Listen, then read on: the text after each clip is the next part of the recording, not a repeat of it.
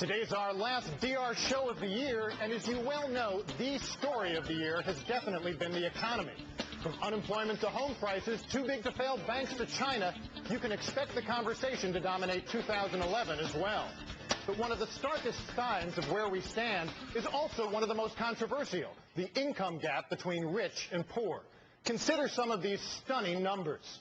74 people in this country made as much as the 19 million lowest paid Americans combined in 2008. In 2007, at the height of the recession, the top 1% of households took home almost a quarter of the nation's total income, almost triple what it was 30 years ago, and the widest income gap since the Great Depression. And what the average American isn't earning, they don't hold in investments either. Look at this pie chart. The top 10% of the country owns more than 90% of America's stocks and bonds. The bottom half held only 0.5% as of 2007. Some say these trends are a disaster for democracy, but others say this growing gap between the rich and the rest is the natural outgrowth of a market economy that lifts living standards for everyone. So who's right? Joining us to debate the issue is Lawrence Michel, president of the Economic Policy Institute, and David Frum, a former speechwriter for President Bush, who now runs the FrumForum.com. Larry, let me start with you. Does this level of inequality matter, and why? Well, it's not so much the level of inequality at a period of time, but the fact that most of the income growth over the last 30 years has gone to a very top sliver of people, and people in the vast middle haven't done very well whatsoever. That's the problem as far as I can see it. And so the consequence of that is what? Why should we care broadly? What about the argument that even though inequality is up, people's consumption standards are actually going up as well? Let me show up. We have an interesting graphic or quote from The Economist on refrigerator inequality. If you can throw that up for a sec. The Economist said, this was not too long ago, you no longer need to be a Vanderbilt to own a refrigerator or a car, as was the case 100 years ago. Refrigerators are now all but universal in America, even though refrigerator inequality continues to grow. Larry, what do you make of the argument that consumption differences mean we shouldn't care as much as we might have years back? Well, I don't think it's much of an accomplishment to say that people today are better off than they were a century ago or even 30 years ago. The productivity of this economy, the pie, grew around 80% since 1979, but the wages of the typical worker have grown 3 or 4% in that interval. There's a lot more income growth that people could have had, they should have had, and I think it's actually one of the reasons we are in this economic crisis. The fact is that people are not earning enough to be able to buy what they need. Therefore, they had to rely on the asset bubbles, where it made them feel better, their housing, perhaps a little bit of stock to increase their consumption. People went into debt. The fact is we need people to be able to have their earnings grow correspondingly with the growth of productivity, or we won't be able to have a robust recovery. So, David, is inequality a scourge, or is it just a part of capitalism that's to be expected? Well, I really like the way Larry framed it in his very first sentence. The question is not how much does somebody better off than me get. The question is how are people at the middle doing? Are their incomes growing fast enough? And I think we can all agree that the answer to that question is no, and was no even during the time of prosperity before the crisis. Why not? Well, what we can see is that the cost of labor to employers, compensation costs, that went up quite smartly in the 2000s. What was flat were wages, what was received by the worker. Why was that gap? It was what drove that was the tremendous increase, the doubling in per-person health costs over that period. So the issue here, if we're looking at middle-income growth, is to figure out how do we unleash a lot more creative destruction on the healthcare industry? How do we cap its growth and begin to force the cost of healthcare down?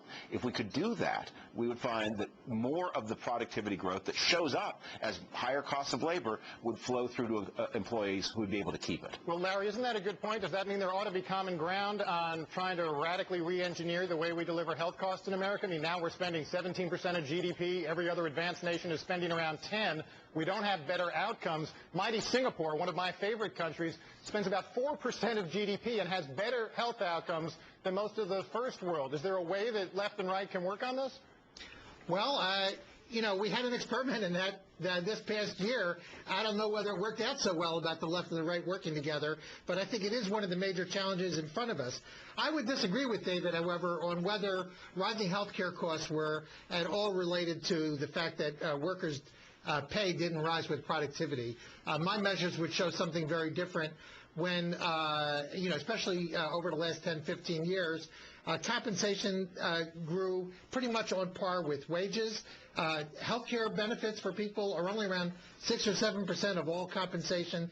That's not what squeezed people. What squeezed people is people at the very top earned a lot more wages. We shifted a lot of money from wages to profits. Those are what's really putting the squeeze on working people. David, talk a little bit about the very high-income folks, where we've seen people at the top sort of pulling away, even the ultra-rich pulling away from just the kind of plain old rich. Doesn't that mean, when we've seen inequality figures like the ones we've talked about, that makes the case for a higher tax bracket up at the top?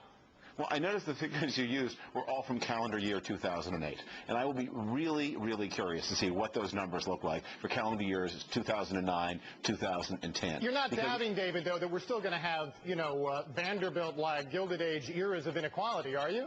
Well, no, but I think it's easy to overstate. I noticed, for example, your chart of the peak, the last time an inequality peaked was in 1928. Catastrophic financial events have a disproportionate income on people with a lot of financial assets. So I think we are going to see, we may be at the end of a kind of cycle. I just bracket that as something to think about. But clearly there's something that has gone wrong for the middle, and as we pull out of this recession into recovery, what we are seeing is, I'm less worried about the very tippy top. I think the 2008 panic will have changed that. I'm worried about the gap between the top 20, top 30% of the population and the bottom two-thirds, because top 20% of the people who are watching the show, probably all of the relatives and all of the friends of the people watching the show, we're getting better. But the bottom two-thirds of this country is not getting better. So, Larry, what's your agenda then for what we ought to do about this, besides health costs, which everyone can agree on, but no one seems to really know what to do in terms of getting a hold on the medical-industrial complex? What else would be top of your agenda for 2011 and beyond if we're going to tackle this? Well, first and foremost, we have to create a lot more jobs for people. But I want to say we have several different types of inequality. One is between, as you said, the very tippy top and everybody else. And then there's the difference between the top more broadly and, let's say, the middle and the bottom. I think, the very top, 1%, captured over 55, 60% of all the income growth over the last 20, 30 years. So it's not just a little bit of at the top. They're actually taking most of the income growth. What do we have to do? Yeah, we need more progressive taxation. We need to connect workers' pay with productivity. We need better labor standards. We need people to be able to join unions. We need to be able to construct a fair trade regime. We need to provide income, retirement security, and health security for everybody. Now, David, go ahead, David. I'm waiting to hear what Larry mentions the word immigration. We have imported into the United States since 1970 about 40 million people. They have tended to cluster at the bottom of the income distribution, to be very poor. And immigration is a powerful driver, and something that people who normally care a lot about inequality can't think about. It drives inequality in two ways. First, as I say, that people arrive poor and they don't seem to be making the progress that previous generations of immigrants did.